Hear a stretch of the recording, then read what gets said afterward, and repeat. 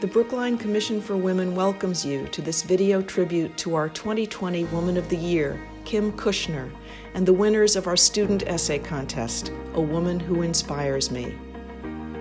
Across the world, and here in Brookline during this extraordinary year, women have been stepping up to combat COVID-19 and address the challenges and inequities it's exposed. Working essential healthcare and service jobs, addressing increased food and housing insecurity, making masks, creating grassroots mutual aid groups, bearing the brunt of homeschooling, protesting and challenging racism, and insisting that Black lives matter. None of this would be possible without dedicated, passionate, and smart women. Our Women of the Year and the women our students wrote about exemplify what it means to step up, to support, to encourage, to persist. Please join us in thanking and congratulating all of them. These are the women who inspire us. Hi, I'm Rebecca Stone, the acting chair of the Brookline Commission for Women, and it's my privilege to introduce Kim Kushner, our 2020 Brookline Woman of the Year. With this award, we celebrate Kim's tireless, caring, respectful, and hugely successful efforts to create Brookline Thrives, shining a light on and addressing the problem of food insecurity among children in Brookline's public schools. As a volunteer of the Brookline Food Pantry, I saw every week real food insecurity in our town. Most people don't realize that hunger is all around us, but even I hadn't made the connection between food insecurity and educational equity. After attending a fundraiser for another weekend backpack program, I was struck by the simplicity of the solution. Put food directly in the hands of students without making extra work for their parents. 14% of our Brookline Public School students receive federally reduced breakfast and lunch. That's over 1,000 kids. But our school teachers and leaders will tell us the need is much greater. Many hundreds of our families don't have enough to eat daily. I worked with the schools and the Brookline Food Pantry to make a weekend backpack program happen in Brookline. We started at the Lincoln School in September of 2018 and quickly expanded to the Coolidge Corner School, Pierce School, and 4 Brookline Early Education Program locations. And we won't stop growing until we're district-wide. There are many reasons why a family may benefit from a program like Brookline Thrives, and it may not only be an economic need. Asking for help is sometimes the hardest thing a parent must do.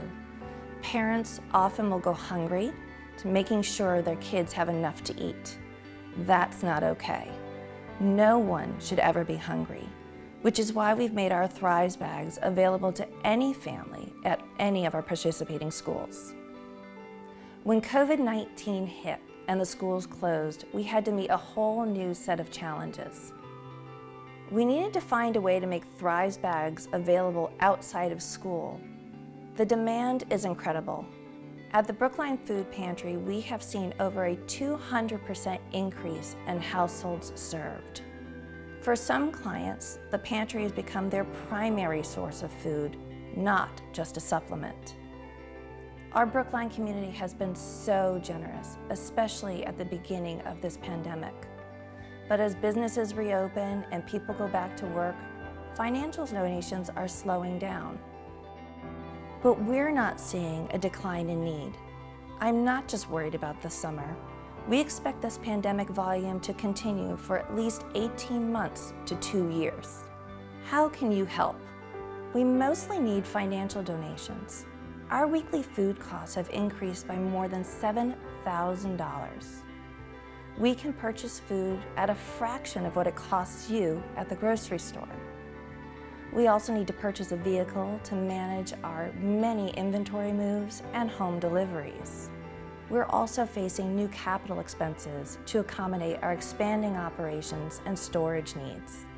It's not just about feeding kids. It's about supporting our Brookline neighbors with food and with dignity. So please, help me support the Brookline Food Pantry and Brookline Thrives.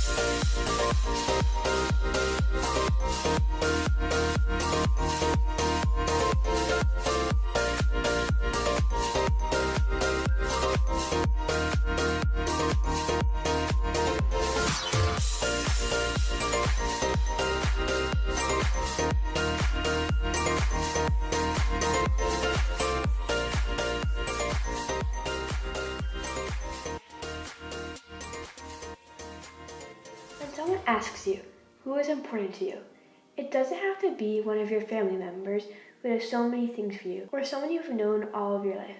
It can be someone like a teacher or a coach. My teacher, Puterman, is a very important person to me. Tali was born and raised in South Africa.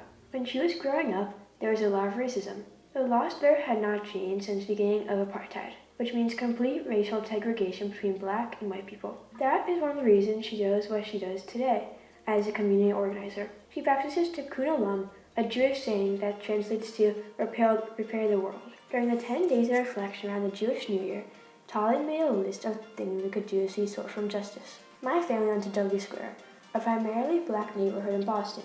It really opened our eyes to things that we would not have seen before. Tali has inspired me to help with other things, including joining my school's service learning club so I can help with organizations such as the Brookline Food Pantry and causes such as the wildfires in Australia. I think everyone should have inspirations like Tali to try to do something good to act towards eliminating all sorts of injustice.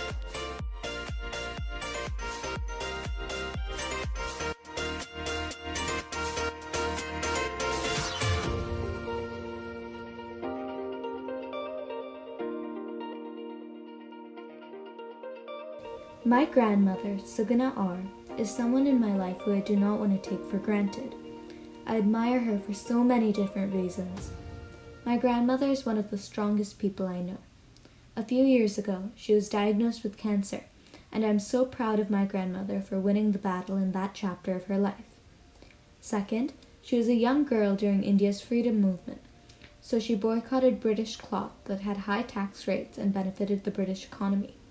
Defying the British, she spun her own cloth by hand. She broke the law to save her nation. My grandmother went to college in a time and place where most women did not have that opportunity. It was the 1950s, and only 5% of American women went to college. The numbers were even lower for women in developing countries such as India. Not only that, but my grandmother was also at the top of her university. She received a prize at only 20 years of age. My grandmother deserves the utmost happiness. Thank you for all that you have done for me.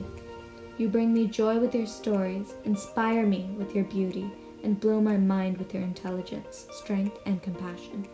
I love you now and forever.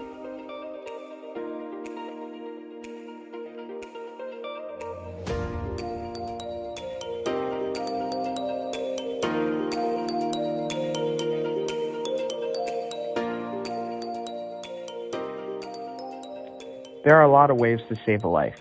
I was a crazy kid, and I don't know how she did it, to tell the truth. But somehow, Emma Madden got me to control my anger. There are things I won't write here about who I used to be. It's too embarrassing, and I wouldn't want anyone else to know. But I caused problems at school. I was that kid, the one who would explode at any second, the one who bolted out of the room and around the school. As a result, I was moved to the Therapeutic Learning Center at the Coolidge Corner School when I was in 5th grade. And that's where Miss Emma figured out how to make me not crazy. She once told me she didn't bother going to horror films because they never scared her. If all of us in the TLC didn't make her jumpy, nothing would. We scared plenty of other people in the school, and our behavior sometimes scared each other. But we never scared her. She was patient, and she knew who we could be at our best moments, not only who we were at our worst.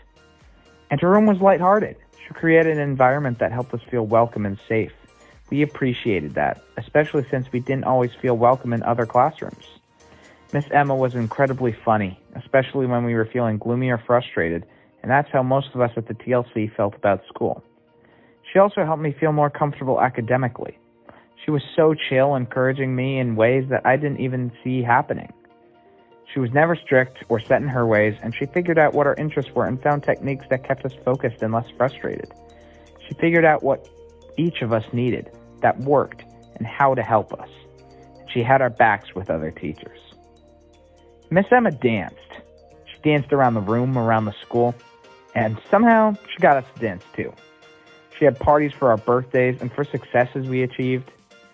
She knew our favorite candy and our favorite music. She knew us. She took the time to see us, truly see us. And for all of this, and for who I am today, a successful student, athlete, and musician, And for all the other students she helped who are better for having known her, I want to say how much I admire her, and I want to say thank you.